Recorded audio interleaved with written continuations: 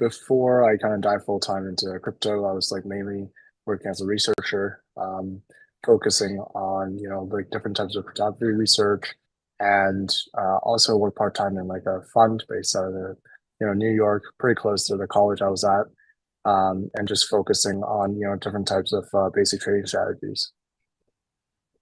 So you were based in New York, and you were a trader. Yeah, honestly, like more so of a researcher than a trader. I think that was mainly, just out of personal interest. Yeah. Did you work for someone, or you were independent back then? Oh, I work for someone. Right.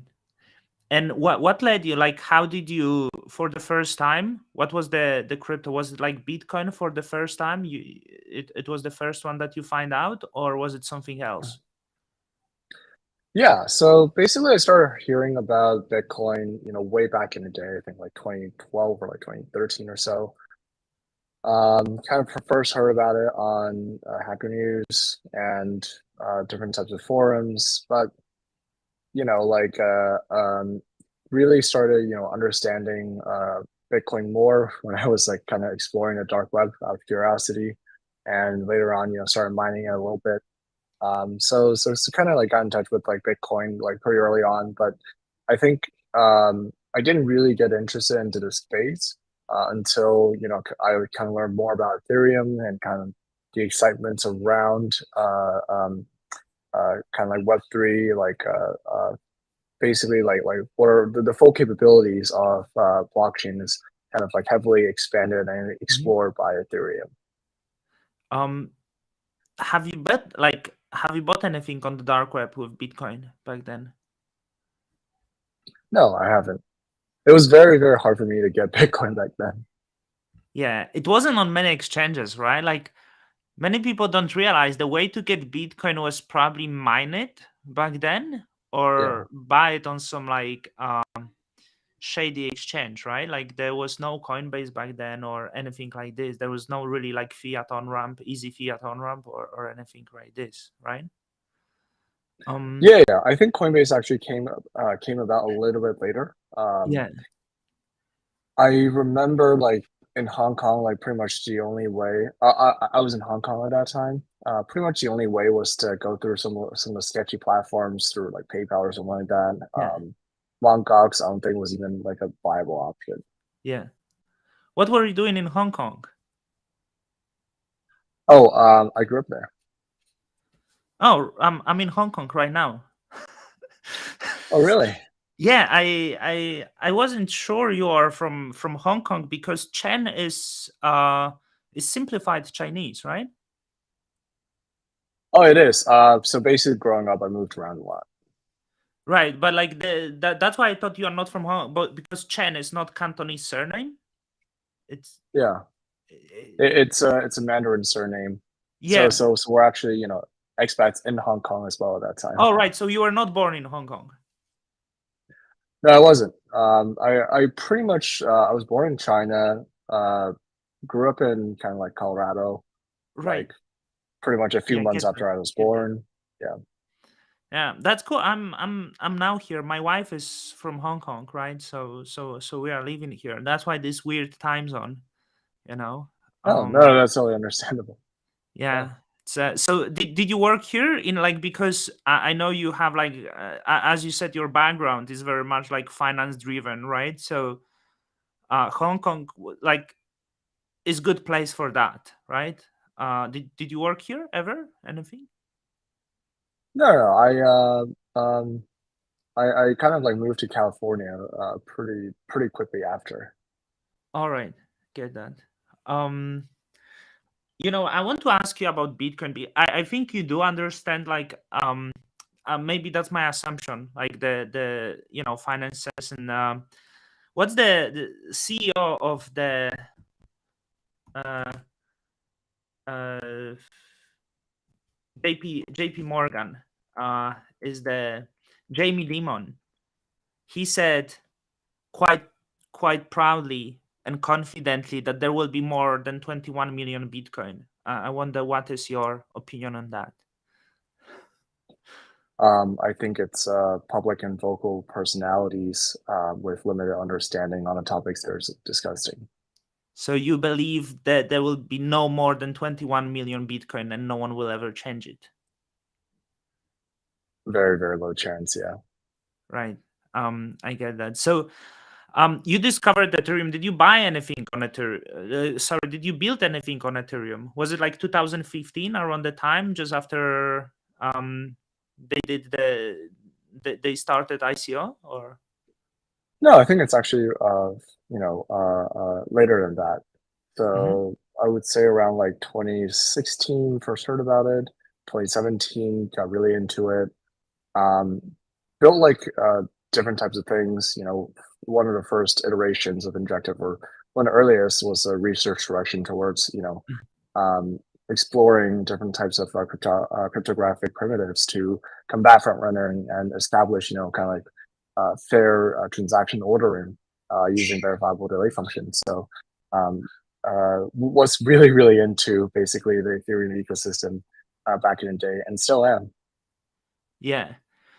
And how did it drive you to the Cosmos after? Like, how did you end up with Cosmos? I think it was quite simple. Basically, the infrastructure of the Ethereum back in the day, even though it's a locus for most of the crypto assets out there, the infrastructure for Ethereum is simply impossible to support like a orderable base exchange or any type of dynamic expression of Mhm. liquidity. So we played around with L2 solutions, looked into different types of potential avenues for kind of scaling it. But unfortunately, back then, it was simply impossible. Optimism was still in its infancy. OR was very, very much of a new concept. I think back then, everyone was, getting very, very excited about like various, a lot of different types of L2 solutions. Mhm. So a lot of them were actually UTXO based, etc. And we realized that the scaling infrastructure was simply not there back in end of 2018, early 2019. Um, I was very excited personally about all the optimistic roll-up solutions started spawning up back then, but it was just too far from production. Mhm. And we realized that building like a kind of like an application specific, sector specific blockchain is likely the most viable path, kind of like what Polygon did back in the day, kind of like what BSC did back in the day. To really kind of provide this highly performant, kind of this vertical focused kind of infrastructure, and really get to have full control over the vertical stack to fulfill this type of Ye- specific sector of developer needs. Yeah. Um, but it's still, like, do you believe that the future is really this app chain driven thesis, that the everything will be app chain, or more likely you will have few of the leading protocols that could be, Ethereum, that still will lead the pack, and you will have maybe few different protocols, don't want to throw the names, but just like different layer ones that will actually be the pack, and then will be vast majority will be app chains, or how you envision that? I think it's a future because as like it's simply by the virtue of logic, right?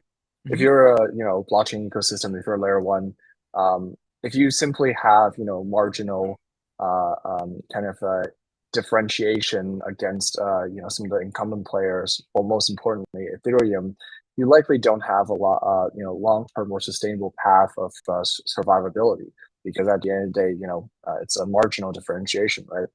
And Hmm. so over time, you're going to see a lot of these optimizations, because at the end of the day, consensus is somewhat of a zero sum game where Hmm. you can only make like the proper trade off amongst different types of constraints.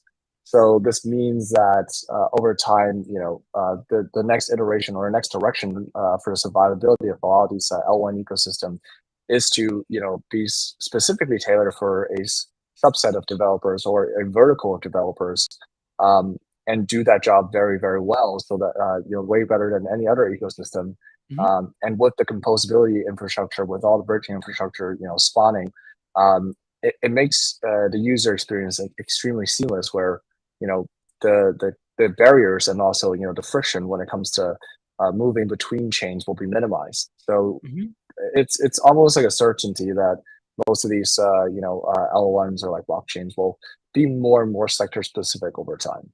Yeah. You mentioned bridges. I wanted to ask about this a little bit later. And I see that Injective uses Wormhole, right? And Wormhole was exploited once, right? So like I was interested here because you will have multiple bridges. And why decision on the Wormhole as the main bridge? Correct me if I'm wrong, if that's not gonna be your main bridge, because I know you had the Gravity bridge integrated, right? So are you going to move away from that solution and go with the Wormhole? And how secure is the Wormhole? For that, are they?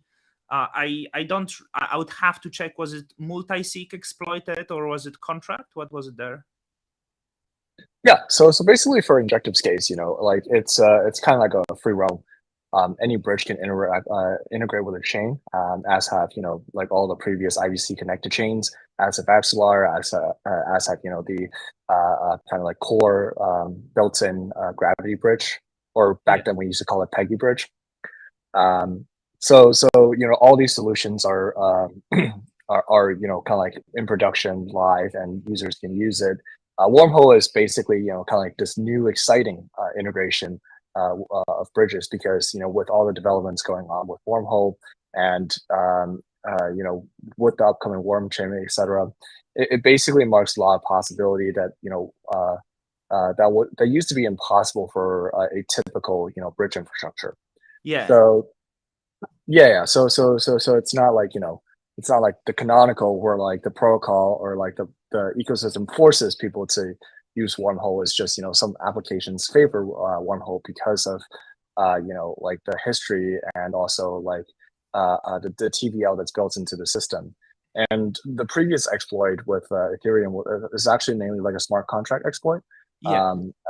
Has to do with I believe like the systems library on Solana. So it's not really like a exploit within the entire Wormhole kind of like infrastructure, but rather it's just a very very popular type of kind of like a bridge channel where a lot of assets were exploited. And I think it's like confidence inducing that they immediately supplemented the capital, and also made sure that all the users are made whole, and actually made a lot of very very interesting kind of like security upgrades, which also prevents any type of future hack. So I think one of the things about bridging infrastructure is like it's almost inevitable from the user's eyes that like every single bridging infrastructure is going to get hacked at some point. Now that's not necessarily the truth, but it's certainly the impression for a lot of users, and I think it's what these bridging providers do after a hack that's really differentiates them. Yeah. Are you not worried that like that it will happen? Like I'm not sure what the plans of Wormhole, like because I didn't research if they would plan to ever like start their own chain and secure themselves with the validator set. Many people say that securing this way with the validator set is the best solution, right? And still relying on the smart contract, you always will be relying on the on the code, and it's never a perfect solution, right? So do you know Yeah, like? it's always a challenge.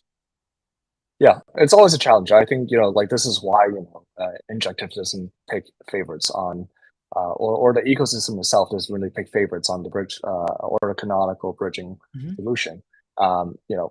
Applications might, for example, Helix picks like the favorite for like the specific market that has the most activity, but the chain itself is completely agnostic on that point. And obviously, very very excited about Wormhole, and basically it has brought Injective and made Injective connected to a lot of the non-EVM chains and EVM chains alike. And this is probably like one of the most exciting like integrations for the past few months. Yeah. Sorry that I'm starting a little bit backwards with the bridges instead of like going further into it. But No there is worries. some like I'm a little bit curious about this because sorry that throw the name DYDX, right? I believe they could be sort of competition, but Injective offers more. Injective will offer whole range of applications that can be deployed here. But I was wondering how they're gonna do it because you also have is it Helix? Yeah, the trading platform that you have Yeah, permission. it's one of them. So it will work possibly very similar that you still will have the Ethereum integration, right? So I kind of wonder how does it work when I'm because many Cosmos people would assume, that when it's on Cosmos, it means you have to connect Kepler. But I do believe that majority of the activity will be coming, the trading activity will be coming through MetaMask and Ethereum, right? So how does it work? Does they deposit on the MetaMask and you log the funds in the smart contract on Ethereum? Or you using bridge and user have to wait 10 minutes, or there is other solution? It's like my own curiosity, how does it work here? Yeah. So for Helix's example, and for most of the exchange applications built on top of Injective, for Ethereum specifically, that asset, which is which contains kind of like the stablecoin USDT and USDC, which is probably the most widely used stablecoin within the Injective exchange ecosystem. You typically source that from Ethereum, right? And the way to do that for a typical user or a typical application is that the user will basically have kind of like this deposit experience where you deposit into either whatever bridge solution is out there, or you deposit into the kind of like the native bridge that's secured by the chain itself. And knock on wood, it's been completely fine so far, and that mainly has to do with the fact that it has a symmetric security assumption with the chain itself. So your risk is identical to the application you're using, right? And then basically, once it arrives on the Injective chain, there's actually another deposit process that's kind of like somewhat hidden away from the user. And the way it works is that the user will basically kind of like transfer asset into the exchange module, which is used by all these exchange applications. And then that's when the magic of trading happens with derivatives and also with spot and binary options and everything. Yeah, because I was wondering how you can give the seamless experience. People don't want to wait 20 minutes, right, for funds to be deposited. They want to start trading immediately. Also in relation to bridges, many assume soon we are going to have native USDC on the within the Cosmos ecosystem, right? The IBC USDC. What's the role of the bridges? Do you think that still will be widely used and like maybe even getting larger adoption? Because for many, what I hear the rhetoric, hey, once we have the native USDC, the need for bridges disappear, right? This is quite common opinion you hear in Cosmos.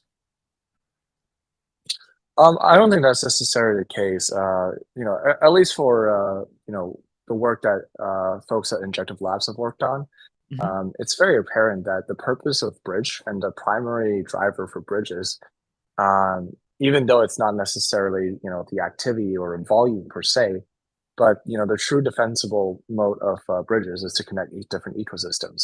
And connecting ecosystems does not mean just connecting the stablecoin and enabling a transfer of that. Anyone can do it. It's really about enabling the assets being connected, joined with other and composed with other ecosystem applications. But more importantly, it's for different types of protocols and applications that compose with each other. And that's why a lot of different bridging solutions are very, very interesting in the way that they allow for message passing, or they're extremely unopinionated in how the messages are passed. For example, for great example that would be IDC or Wormhole, etc.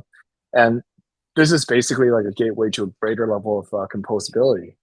Yeah, I agree. I constantly move Ethereum between the Cosmos and because like I'm into NFTs a lot. So like USDC, yeah, like I do it sometimes, but like I think for people, like they will be finding things interesting in different ecosystems and they will be simply jumping right away. Like, you know, the USDC, the native USDC doesn't really solve it, I feel. So let's get to Injective. I saw some of the, like, you are built with Cosmos SDK and you use Tendermint consensus, correct? Yeah. I heard some opinions like why those, that like some people say Tendermint is already like a little bit outdated, right? And I was quite interested because it seems you are able to, you know, improve the transaction speed, which is around 1 second on Injective.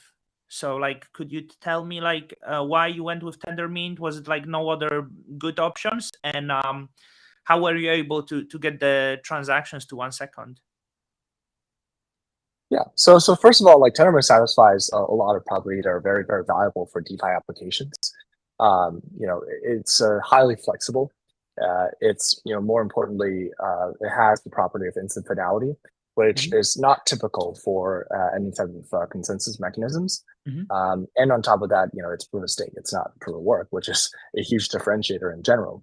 And then one thing about like general like consensus research or like consensus design is that there's practically speaking, especially back in like 2018 or 2019, a new type of consensus spawning up every other day. And a lot of them have different types of very, very unique, interesting properties, but at the same time, you know, a lot of different types of limitations. And time again, I think, you know, Tendermint has been the most stable, well adopted. Also, more importantly, you know, most well developed or, you know, most well contributed type of like consensus mechanism out there, because, you know, a lot of chains like you know, Binance Smart Chain, Polygon, etc. They all, you know, have to rely their entire ecosystem or their entire network on top of this consensus mechanism. And a really interesting point is that, you know, Tendermint itself is highly unopinionated. It's basically, you know, kind of like this routine or this process or this protocol where different types of node communicates with each other. And the way or the form that they communicate allows for various levels of speed up. And theoretically, it can be, you know, quite fast, depending on, you know, the number of nodes, aka validators, you're working with, or depending on, you know, the type of optimizations that you do.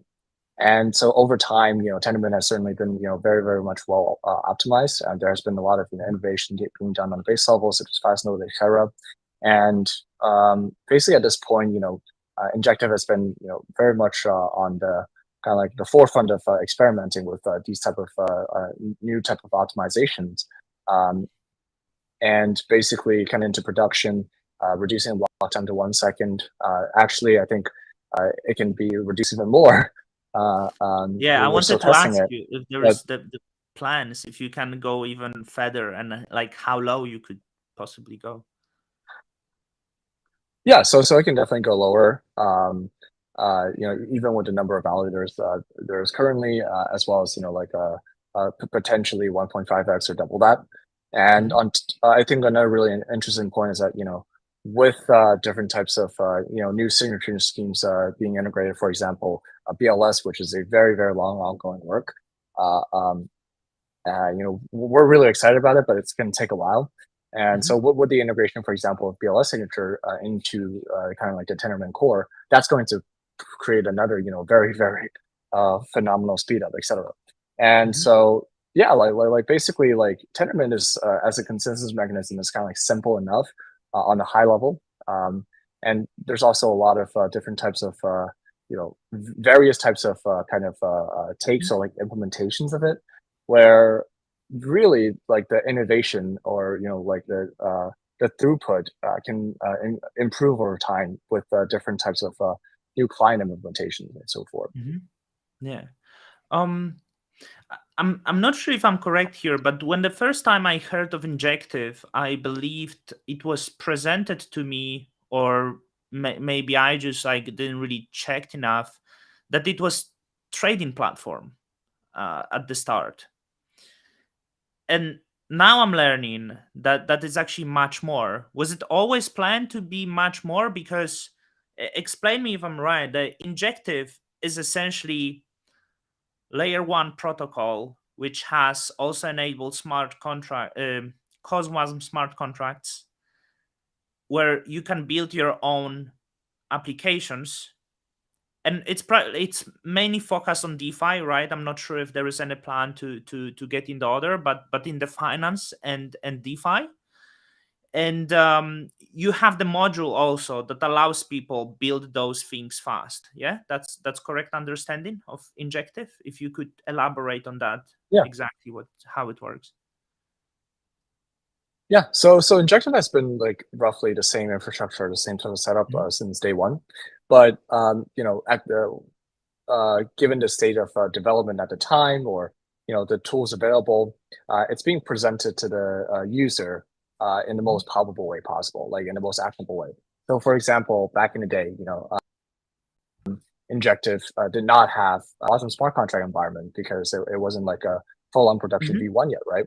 So it was being mainly presented as kind of like a trading kind of, or like an exchange ecosystem with a lot of exchange applications being built on top of it, where users can, or end users can generally interact with the ecosystem, kind of like as like an exchange user or fulfill their exchange needs. And as basically the surrounding infrastructures are being built out, as like different types of applications beyond just the exchange applications are being developed, deployed, and with the onset of CosmoWasm, etc.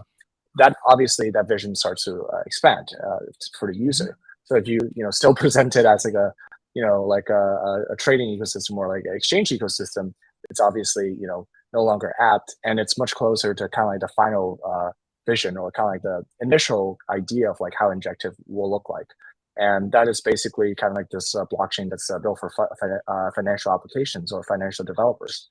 And the way it works is that there's a lot of built-in core modules and primitives that all these developers can utilize, and all these like liquidity or all these data are all available on chain. So that is a very, very important part for Mhm. composability, and basically like heavily expanding and heavily optimizing on that front, where you basically get this highly composable, highly capital efficient financial ecosystem. Mhm. I wonder, like, what will be the Injective role? I wonder if the team at Injective also is building the financial applications themselves, or it's rather you are only the the core infrastructure provider there of the protocol, and you're rather trying to attract the outside teams to build their own applications, or inject yeah, if Injective also builds something on their own. Both. I feel like we got our hands quite busy, contributing Mhm. to the core blockchain, and basically improving a lot of different stuff every day. Mhm. There's also a lot of labs on product, or products that labs are contributing to. For example, Hub, Helix, etc. But labs is also working on kind of like different types of I would say more kind of base layer or infrastructural applications on top of the Injective ecosystem. Mhm. So Project X is certainly one of them, with a lot of like excitements around it. And basically uh, I would say the role of Injective Labs is to build uh, kind of like tools, build kind of like all the infrastructural primitives, and different Mhm. types of very, very useful, um, uh, I would say, like applications or protocols that are going to be further expanded or kind of exponentially uh, uh, developed by external developers, and all those new developers are joining the Injective ecosystem. Yeah. um like, because it's for me it's still quite difficult to um I'm excited for the DeFi, but at this stage it's still difficult because all we can do is essentially trade the crypto tokens, right? Whether it's layer 1 coins or DAO tokens, right? So the first step will be trading, and I believe you enable the trading of such assets, which is crypto assets. So where from here, what is possible to do on Injective in terms of DeFi?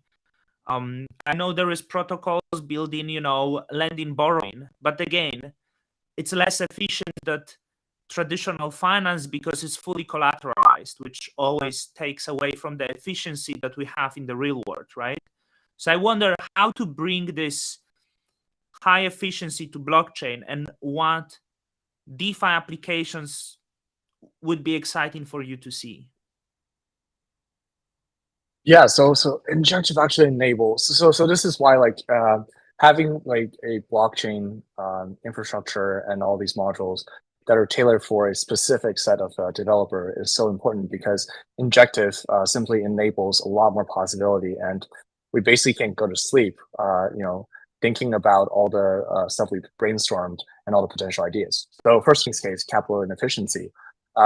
That might not be the case if you were to build a lending protocol on top of Injective, because there's this sub-account concept, which kind of enables risk to be like isolated across all these accounts, but it can also be managed by a smart contract. So this means that a user can have kind of like this brokerage account or like a margin account where everything is collateralized. Everything that you own within this sub-account is also collateralized. But it also means that you can make trades on top of it. You can place orders on top of it. You can,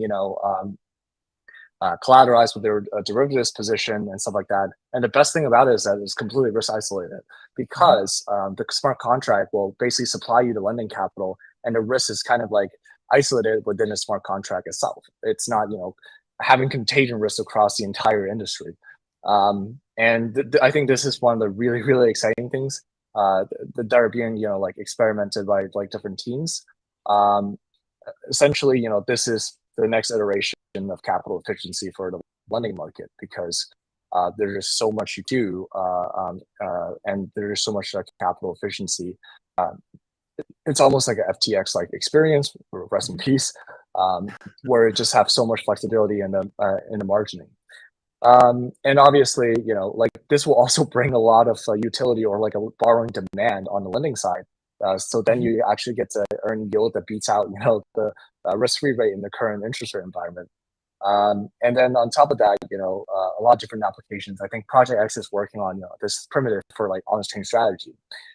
It allows for basically execution and kind of this like basically pooled execution of orders, utilizing any type of a customizable logic. So, going from a simple logic where you're simply market making for a specific market into something more complex. For example, you're trading across supermarket, you're routing orders for people, or, you're doing different types of arbitrage, to something that might be crazy where you just like dump like a matrix on top of it. And, let's say you train like a machine learning model for whatever purpose it might be, and you just kind of put that matrix on chain, and it'll just execute based on the machine ML model, and you just update it like, infrequently as well. So that is kind of like the purpose or like the goal of like Project X, is to kind of like serve as this like very, very important like base layer primitive where any strategy can be developed in almost, not quite, of course, in a Turing complete sense. And, one of the first showcase features, capital efficiency market making, where people can AMM without IL, and also, launching tokens without, supplying the bit side. Yeah, that like that could replicate the banking system quite well, because I always get annoyed when there is protocol and they claim we are a bank. I'm like, no, you are not a bank. You don't have license for issuing the money. Like, you are not a bank, right? Like, so you saying that we can get somewhere close that essentially the tokens could be issued via smart contracts, right? Yeah, so it's mainly like a theoretically, it could be like a token issuance. Like you can utilize Project to build like a token issuance mechanism, where you go through like a very, very similar process as an IPO, where you can set a reference price, and the market just kind of freely trades from that point on. I see there is like an application that is built, which is essentially gambling. We can say, which is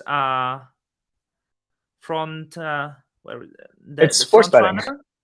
It's Yeah, yeah. sports betting. Yeah, like So it's a sports betting prediction market. like is it going to be do you already have like customers? Is it going to be focused on the American market and the certain sports, or it doesn't have this type of limits? I'm not 100% sure. I think that's a great question for the front runner team.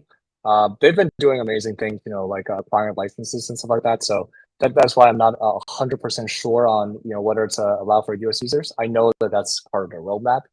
But yeah, like basically that is one of the teams or projects that have utilized like the injective exchange module in such an interesting way that we would have never think about.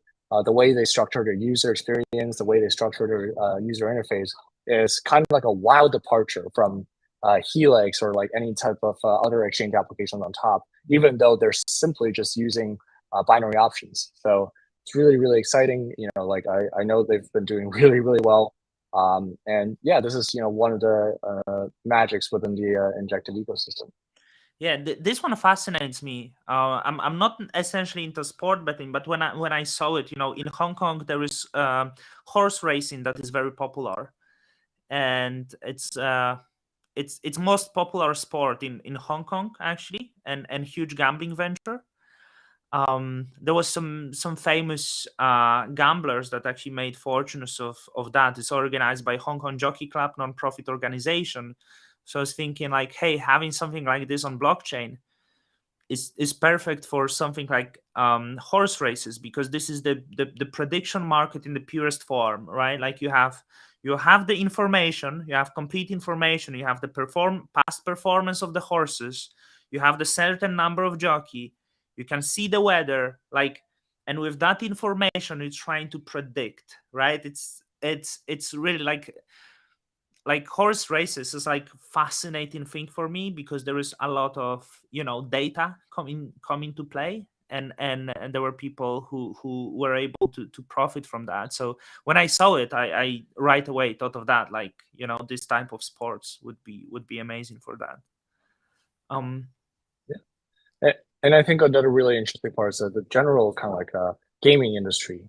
We're Mhm, not talking about like video game gaming, but like the betting industry um, is highly fragmented, where basically, mhm, the individual licenses and the different types of local jurisdictions, etc., will basically kind of force them into having a completely separated liquidity and separated book, because, these sports books are being run by different entities. There's no incentive for them to share the same common liquidity mhm, or to share kind of like the same type of like exchange underlying infrastructure. And mhm, this kind of creates a huge kind of set of issues where the betting market is highly inefficient. Chicago prop firms always like to trade a lot of these betting markets and market make. And generally the users are kind of like taking advantage of, because the slippage is so high, and a lot of the betting margins are kind of like improperly managed oftentimes. And front runner is pretty much the first time ever where it has this unopinionated base layer infrastructure that allows liquidity to mhm. congregate, and front runner being kind of this pioneer in the way to like interface a user and onboard them, and kind of creating this like really, really fair and transparent betting infrastructure. Mhm. Is there an application, because the we have the three major one, which is also Astroport, that was surprised, because this is, for me it was like, before I always thought it's just dApp on Terra, you know. So it's interesting to discover. But outside of those that are listed, are there like any that you're especially excited? There's a few upcoming ones, first of Mhm, all. And I think like Astroport is very, very exciting because it marks the first time, mhm, likely in the entire DeFi ecosystem, where basically there's this AMM that contributes liquidity directly into an order book. and you get to see kind of like this very, very interesting dynamic, because AMM's biggest problem is that it cannot tell apart, average selection flow, aka like informed versus uninformed flow. So you don't know whether it's a real taker or whether it's just pure arbitrage, right? But in this a lot more kind of like dynamic orderable environment, you basically have this extra layer of signal where you get to know like what is going on within the rest of the market, what is going on in a much more dynamic liquidity environment, and you get to compete liquidity accordingly. Yeah. So what's likely going to happen, in various different types of circumstances and assumptions, is that you'll get less IO because you're sharing the same type of a liquidity competition or like taker flow as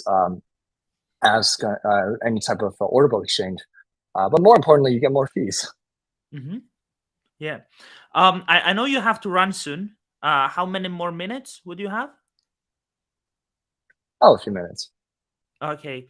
So Injective was like very successful with the funding. You raised $40 million just recently from one of the largest players in the industry. You have big backing of the Binance. Do you plan for future raising more money, or does the final and like you have enough runway for a couple of years? Yeah, I think it's always been the case, with or without that funding round. Like the labs team is like very, very light and compact, and the general kind of like ecosystem is like pretty well funded. But I think the most recent funding round, that kind of like took on a stake in the ecosystem, are generally trying to support and signal their support to trying to partner and basically help the overall developer ecosystem for Injective grow. And basically this funding round is meant to kind of signal that. And another thing is like, as a lot of these new developers are coming on, a lot of these projects are joining the Injective ecosystem, there's just a lot more kind of demand for different types of grants or different types of ecosystem support and different types of expansion of efforts, etc. But yeah, like I think the funding round certainly came in a really, really great time for the overall ecosystem. And what more, I see you are also engaged, like Injective is engaged into $150 million kind of like ecosystem growth. So it's investors and Injective who will bootstrap the development of the application within the ecosystem, right? So I'm sure you're in touch with them. Like, I wonder, are those people investing heavily in your ecosystem because there is the special interest of maybe Cosmos ecosystem and the upchain thesis, or they are mainly interested just in what you're building, or they actually think this side of the ecosystem will grow a lot? So we actually highly encourage all those venture group members to participate beyond just projects building on top of Injective. We actually heavily encourage them to explore the overall Cosmos ecosystem. We actually heavily encourage them to work with different types of projects that have been building within the Cosmos ecosystem, or are building really exciting general DeFi primitives. Because I think one of the really important things is like it's really about stronger together. It's just in general like a bigger pie. And on top of that, if like this venture group is like only investing into like projects that are building on top of Injective, they will very much run into a quality issue, because they'll be basically just investing into everything, and people will kind of see that like, oh, it's like very easy to get funding here. And then it kind of creates this issue where like we really believe in like quality builders and people who are working on really innovative applications. But then like if there are just a bunch of VCs where they committed amounts, they're just investing exclusively into the Injective ecosystem, then you will see just a lot of kind of noise to signal ratio, and that is certainly not something that I would love to see. Yeah, I saw also like this year, when like there will be fiat on ramp to Injective. I saw there is Cado existing. I wonder, is it going to be this solution? Because a lot of centralized players, right? There is they offer fiat on ramp, so it will be like similar way working. Will it be Cado, or there will be other solutions for the fiat on ramp to Injective. And I want to ask you, maybe at the same time, just don't know how many questions I can squeeze. Some people complain about Kepler, right? There is one wallet. It always seems like it would make sense for Injective to have their own wallet because they will have their own ecosystem, right? Like, so if you can answer this. So to quickly answer, yeah, I got you. So there are more like the MRMs coming on. I don't think I can name names yet, but yeah, like a couple more exciting ones. But Kado has certainly been, I would say, like the most native user experience. So it'll likely be the most well adopted just because the overall experience of Kado, it's as native as it gets for fiat RM providers. And then the second question, sorry, could you repeat that? Wallet, like it seems Injective is growing ecosystem so fast, right? Some people complain about Kepler, maybe they're not happy about dominance, maybe I think the Kepler is also quite limited. It doesn't have the seamless IBC transaction. So I'm saying it always seems like Injective, because of its big ecosystem, should have maybe its own wallet. So we work with a lot of different wallet providers. League Wallet did a really amazing job. Cosmo Station Wallet actually has a really, really interesting feature where you don't have to sign for every single trade. So I think the existing effort is going to be centered around enabling more and more native or more and more like Injective specific type of integrations, because there's just so much feature that all these wallet solutions never realized are at their disposal when they're integrating with Injective, because Injective is not just any smart contract platform. And then maybe like after a certain point where basically it makes more sense to develop like a native wallet. Yeah. Well, especially if you have trading, right? Like then like you can always have trading within the wallet, or at least the swaps. So I don't want to like ignore everyone in that. There was one question someone asked, what's the relationship between Saga and Injective? I believe Saga is some project that I did not develop that building within the Cosmos ecosystem. Is there any relationship between Saga and Injective? Oh, which Saga are you talking about? The Cosmos one? Saga XYZ, is there someone asking about the relation between it's Saga and Injective? Is there any? It's certainly like a supportive and collaborative relationship. After all, they built a lot of stuff that most of the Cosmos projects need. Yeah, I need to explore more about like Saga, because there was still quiet. I think they still in quiet of infancy, isn't it? It's not now. Yeah. Eric, is there something about Injective that you constantly not being asked but you would like to share? Not particularly. I would say like there's a lot of diversity of questions. In this interview session alone, where you just ask so many amazing questions that I rarely get asked about. So I would say like generally like people oftentimes forget about like asking about like where they can get started, right? Like as a completely new user, like how do you join an ecosystem? Because most people just assume like you acquire a native token, you withdraw from like a centralized platform and call it a day. But for Injective's case, it's actually quite unique because essentially like there are multiple ways you can kind of like interact with the applications on top of Injective.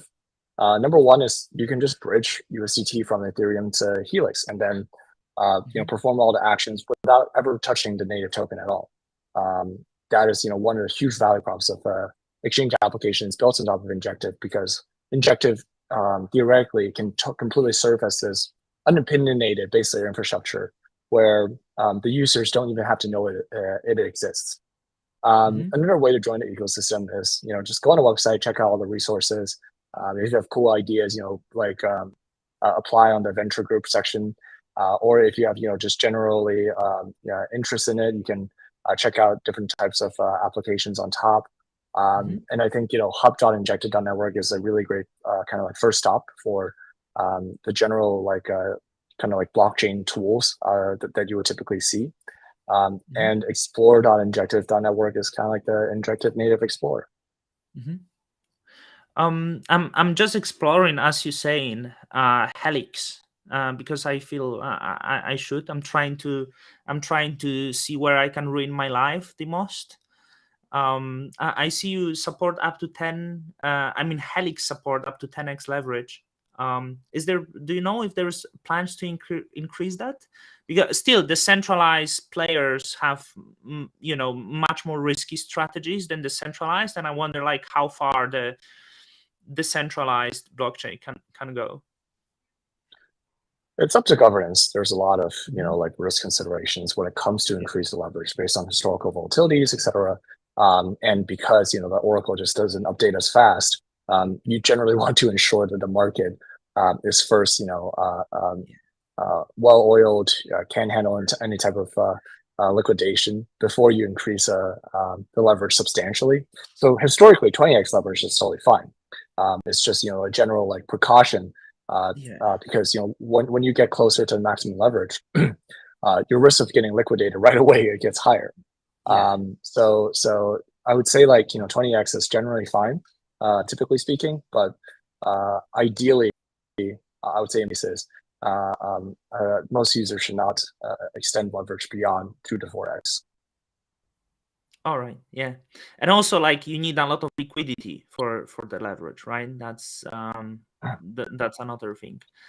Um, uh, you know, is most of the user, I'm sure, like, last question, I promise. Is most of the Injective users coming via MetaMask? Do you have this data? Is most of your users if users maybe? Really 50-50, I would say. Right. Certainly, the more active users are mainly using MetaMask or like coming from the Ethereum ecosystem, because USDT came from Ethereum. Mhm. I would say that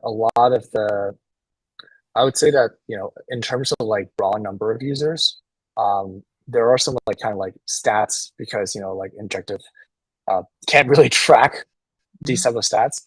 But like I think like there was like application level stats that was revealed where I think it's around 50-50, where Mhm. half of them use MetaMask, half of them use Kepler. Um, but that's not really volume weighted. It's just like the number of connections. Mhm. Yeah, that's really amazing. That's what I wanted to know because there is a lot of Cosmos projects. They never interacted with Ethereum. They tried to bring Ethereum users and it doesn't work. So you have to have like a little bit of the Ethereum culture. So it's cool to see because I think if Injective has them, that's huge benefit to Cosmos because I don't think these users are going away. I think the Ethereum culture is very different, so it's cool to have them. So, Eric, thank you very much for coming here. Now you have to run, so I hope your day is okay and hope you don't have to work too hard ahead. Really appreciate it. Thank you so much. Thank you. Take care. Bye bye.